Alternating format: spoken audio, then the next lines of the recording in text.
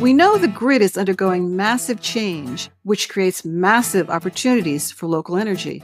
The Energy Changemakers podcast offers rich conversations with industry leaders to help you and your company capture opportunities to build a decentralized grid. I'm your host, Elisa Wood.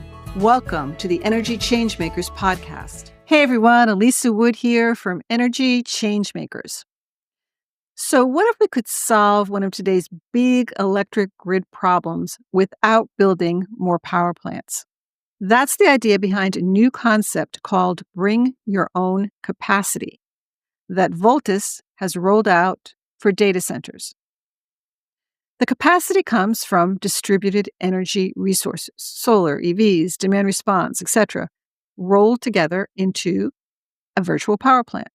Data centers, in essence, would pay for the virtual power plant and present it as a quicker alternative to the typically slow process of building a physical power plant. There's a lot of winners here, as my guest today, Adam Scarsella, explains.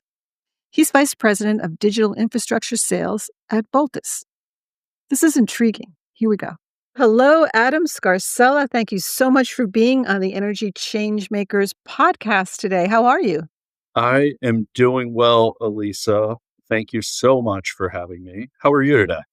I'm good, and I'm really happy that you are here to talk to me about this Bring Your Own Capacity product that Voltus now has, because I got the announcement and I was fascinated for a whole bunch of reasons, which we'll get into. So thank you. I'm excited to hear more about this.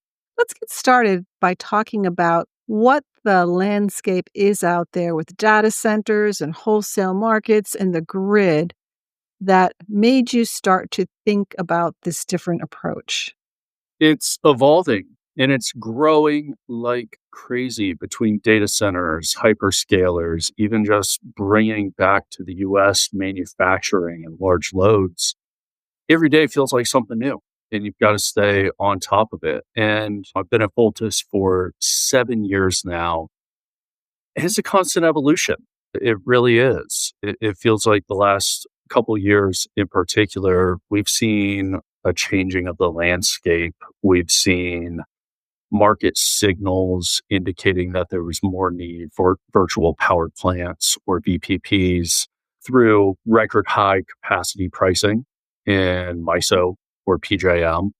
And even more so, we're not just seeing it from the standpoint of pricing, but we're also seeing it in implementation of the programs. When I first started years and years ago, it was rare to get called upon more than once or twice in some of the programs. Maybe in ERCOT, you got an emergency dispatch once every couple of years. PJM, it was rare. MISO, also rare.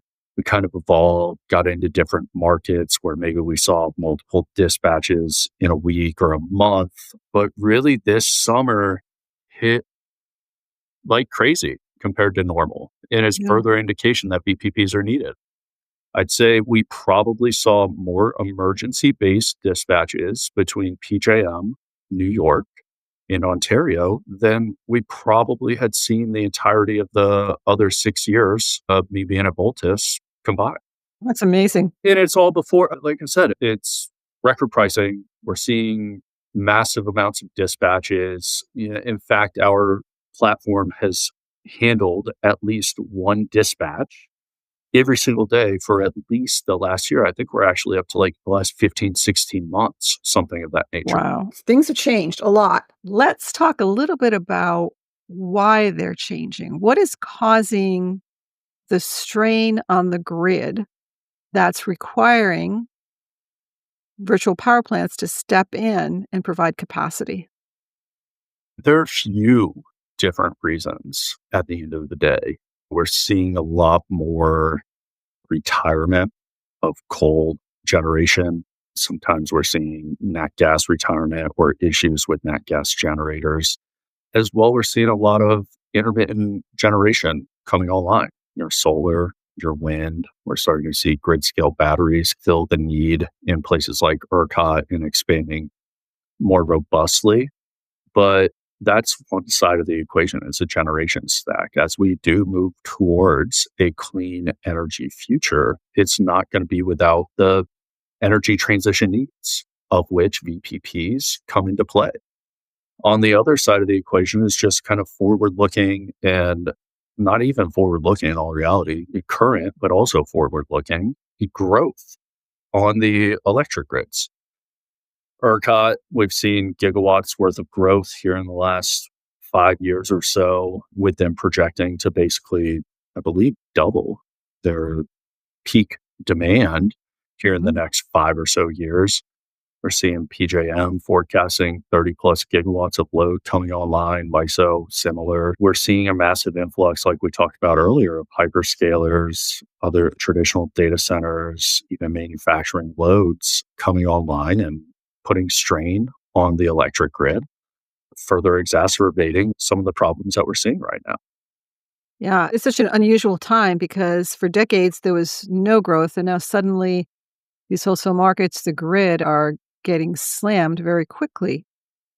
So let's just jump back a little bit and talk about Voltus itself. You said you've been with the company, was it 7 years? Yes, 7 years. How has the company changed over those 7 years? Have its products evolved? What was it doing 7 years ago? What's it doing now? It's as if you read my mind in preparation for this conversation, because I did actually go back and think about what were we doing 7 years ago? What was Adam 7 years ago doing? And how would he have described what Voltus is? And honestly, it was basically demand response, as simple as it sounds. We're signing commercial and industrial loads to participate in traditional demand response programs, whether it was cold storage or steel manufacturers or just general manufacturing companies, and building aggregations or VPPs that could provide curtailment when the grid needed it. But as mentioned earlier, it wasn't needed that frequently. So we were out there, we were building these aggregations, we were providing demand response resources to the grid that were occasionally needed. And fast forward 5 plus years, now on to 7, and it's completely different. While we provide demand response, we're much more than that. Sure, we've still got traditional emergency-based demand response and peak mitigation and ancillary service programs, but we've expanded. We've got a carbon response offering where customers actually respond to the offset carbon footprint when, there are high emissions on the grid. We've expanded from your traditional commercial and industrial users to all DERs, really. We've got batteries on our platform, solar, residential VPPs. We've got EVs participating in programs. Basically anything, any way we can help provide relief to the grid throughout this transition, we're finding a way to do it. And in the process, not only helping the grid, but providing incentive to customers to participate in these types of programs. So 7 years ago, I'm not sure the word virtual power plant was even around. I can't remember when it emerged exactly, but it certainly wasn't as commonplace as it is today. So demand response at that point was, tell me if I'm wrong here, was it you were basically asking an industrial facility to curb its energy use at a certain time of day when the grid was under strain, and the industrial facility was being paid to do that. Very basic demand response. So now it's so different. You are working with, as you said, EVs and distributed energy providers on the grid, and you are finding a way to allow these distributed resources to fulfill the grid need at that time. That's exactly it. We've got the platform that's allowing these resources to fulfill the grid need and in ways that I don't think 7 years ago we imagined would have been possible. A lot's changed fast, that's for sure. It has. It sometimes feels like dog years, but it's been a lot of fun being on this roller coaster and moving fast. And like I said, just really providing resources that are helping keep the lights on for people at the end of the day in a lot of instances. Talk about the customer's role here. I imagine you have to do a lot of customer education, correct? A fair amount, yeah. It depends on the customers. I mean, demand response in its traditional form has been around for decades. So when it comes to just demand response, Sometimes we do require a little bit more customer education. But what about when you're actually aggregating customers like EV owners or solar and battery? I don't know exactly what you aggregate. Do you do household or do you just do business or? We do both. So a lot of times we've got partners that we are educating and helping their sales teams out with that. And they've got ways in which their customers are able to opt into various programs. I don't know if you've got Google Nest or anything like that, but if you pull it up in the middle of the summer, you mentioned being in Virginia. I'm sure there's some kind of rush hour rewards type program that you can opt into, and they'll take control of your thermostat for a couple of hours, a few times a year. That's a demand response program. And in some instances, those are programs being administered by Voltus. Very interesting. Let's talk a little bit about bring your own capacity. First of all, just tell me, why was it named Bring Your Own Capacity? What does that mean? We did throw a few different names out there. I'll give a colleague, Emily Orvis, and her husband, Robbie, a shout out because they came up with an even better acronym of Beyonce. But I think we ultimately decided to just stick with Bring Your Own Capacity to keep it simple and less of a mouthful. What this means is it's basically an opportunity for hyperscalers to bring their load onto the grid in an expedited fashion. We've talked about some of the constraints on the electric grid and generation being one of them.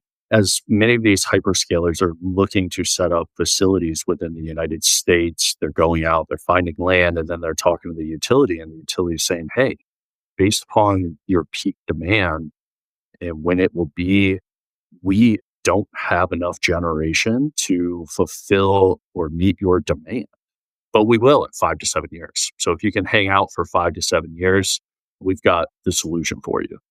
What we're doing with this Bring Your Own Capacity program is coming in with the hyperscaler and saying, hey, utility, while you may be looking to have that generation online to meet their peak demand in 5 to 7 years, Voltus is actually able to go out and build a virtual power plant of commercial, industrial, versus various assets. We're able to build a virtual power plant utilizing those to offset that peak demand, much like you would with a generator or bringing the new generation online.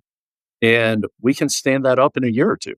So if we're able to do that at the hyperscaler's expense, can they bring their load online here in the next 1 to 2 years, expediting when they can actually connect to the grid and provide these resources that a lot of them are running AI models. And I think our president has made it very clear he wants America to be the land of AI dominance. So the faster we're able to bring load online, ultimately the better, not to make this political or anything. No worries. So, in other words, to those who aren't really familiar with how wholesale markets work, the idea here is that the data center needs a certain amount of power, peak power, at a certain time.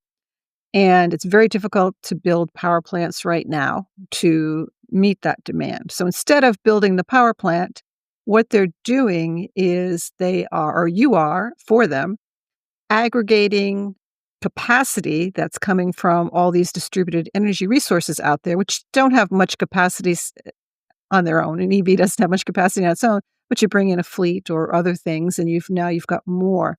And so basically, am I understanding correctly that the data center is offsetting its capacity? This is an actual generation we're providing to the grid. Well, Lisa, we might need to cut this podcast off because I'm now afraid you've described it so well, you might try and take my job.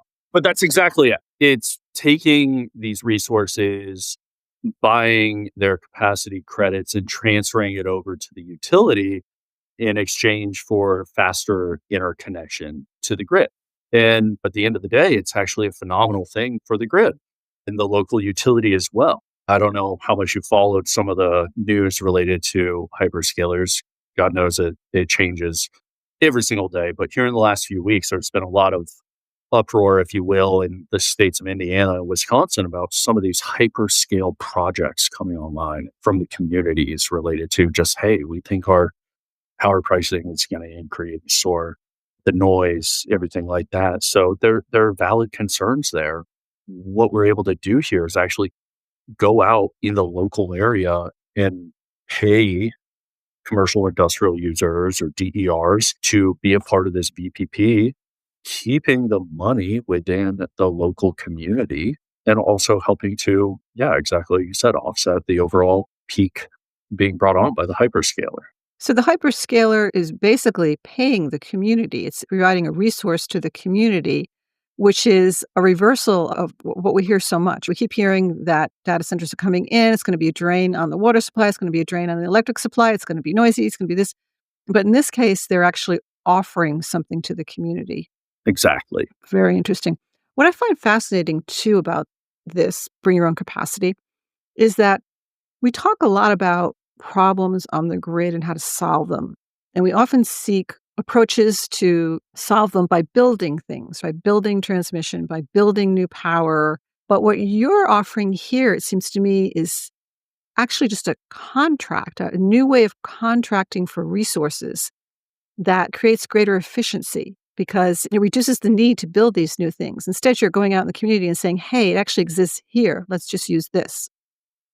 Yeah, exactly. It's instead of building this thing, or you can continue to build this thing out there for peace of mind if you want, but instead of it taking 5 to 7 years and who knows what the world is going to look like in that time or this AI landscape is going to look like in that time, find a way to bring these resources to the grid faster in a way that it's really net neutral from a standpoint of their load coming online and the resources that are available to curtail and provide those solutions to the grid. Yeah, it's fascinating because it's years ago when people were first talking about EVs as a grid resource. There was a lot of talk about how the electric and transportation systems were going to be merging, and that would result in a lot of efficiencies that we don't have now. And this is sort of a beginning of that, it seems. I know you're not just dealing with EVs, you're dealing with other DERs and other kinds of resources out there when you're aggregating. But that one in particular fascinates me because it seems like this is the inkling of the promise that we were hearing about many years ago when we were talking about the convergence of the electric and the transportation systems. Interesting stuff. Very interesting. I wanted to talk to you too about Cloverleaf Infrastructure. They're your partner in this project. Tell me what they do and what you do.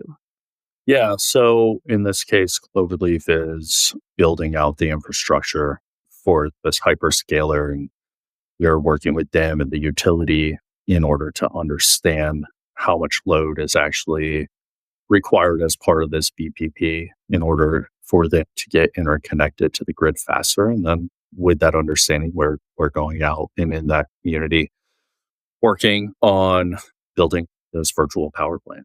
Cloverleaf Infrastructure, are they going to the community and finding the resources and then building the virtual power plant? No. So that's actually all Voltus. It's Okay. our bread and butter at the end of the day. It's what we were doing 7 years ago with commercial and industrial. It's much the same right now, but with the expansion of the additional DERs. Basically, Cloverleaf is saying, hey, we need X number of megawatts, call it 100 megawatts in a BPP. Voltus, here's what we're willing to pay for it. Go out there and build it. Okay. So they're more the interface on the grid side? A little bit of the interface on the grid side, but they're the in-use facilitator of building out the hyperscale facility. Okay, got it. Hey everyone, I'm taking a quick break from our conversation to say that if you like this podcast and want to get an even deeper look at all things distributed energy and microgrids, please subscribe to our free weekly newsletter. Go to energychangemakers.com and click on the newsletter tab on the upper right. Now back to our conversation. We're talking BYOC, and one of the things that's most validating about it is just seeing things out there that substantiate our belief that this is the way of the future. And when we look, actually, last week, U.S. Secretary of Energy Chris Wright made some propositions to FERC about speed to interconnection for a lot of these large loads or hyperscalers, manufacturers. And actually contained within the propositions was one that if a large load agrees to be curtailable, the studies of interconnection should be expedited. That's to say, though, that then the hyperscaler raises their hand and says, yeah, go ahead, make curtailable. Not a lot of these, without the proper backup resources, are going to say that. We saw some articles recently about a data center in the Pacific Northwest installing some batteries to make themselves curtailable. But really, this bring your own capacity is the same idea, but instead of the hyperscaler themselves being the curtailable resource, it's the community, the DERs that sign up to be a part of this virtual power plant. So it's really interesting evolution, obviously a signal that, hey, we are thinking about this in quite the right way, and further validation of this bring your own capacity program. In a way, your approach is better, at least for the hyperscaler, because, like you said, they don't want to curtail. A data center has to be up all the time, and unless they have that backup power, they're not going to want to curtail. So with your approach, they don't have to curtail because it's being done, as you said, on the virtual power plant side, and they're basically paying for that service. Exactly. Yeah. Tell me, when can we look forward to your first project announcement? Oh, I can't say that definitively. I do think there will be many more conversations about bring your own capacity and some really awesome things to talk in much greater detail in the coming months. Fantastic. Hey, kudos to Voltus. This is fascinating. It's always interesting to see companies take a problem and innovate and come up with a novel solution like this. It's one of my favorite parts about Voltus, the number of programs that have been stood up by our internal teams and the ideas generated by our just unbelievably smart team. It is tremendous. And it's just the latest iteration and cool programs that we're really leading the way in the space with. Fantastic. Thank you so much, Adam. Really enjoyed this conversation. I now know what bring your own capacity is. Thank you so much, Elisa. You have a great rest of your day. Thank you for joining us today on the Energy Changemakers podcast. I hope today's conversation has inspired you to think differently about the role of distributed energy in our society. If you enjoyed this episode, please subscribe to our podcast on your favorite platform and consider leaving us a review. You can help us shape the dialogue around energy. Go to energychangemakers.com, subscribe to our newsletter, and join our community. Together, we can make a real difference in how quickly we can make our grid local, equitable, and clean.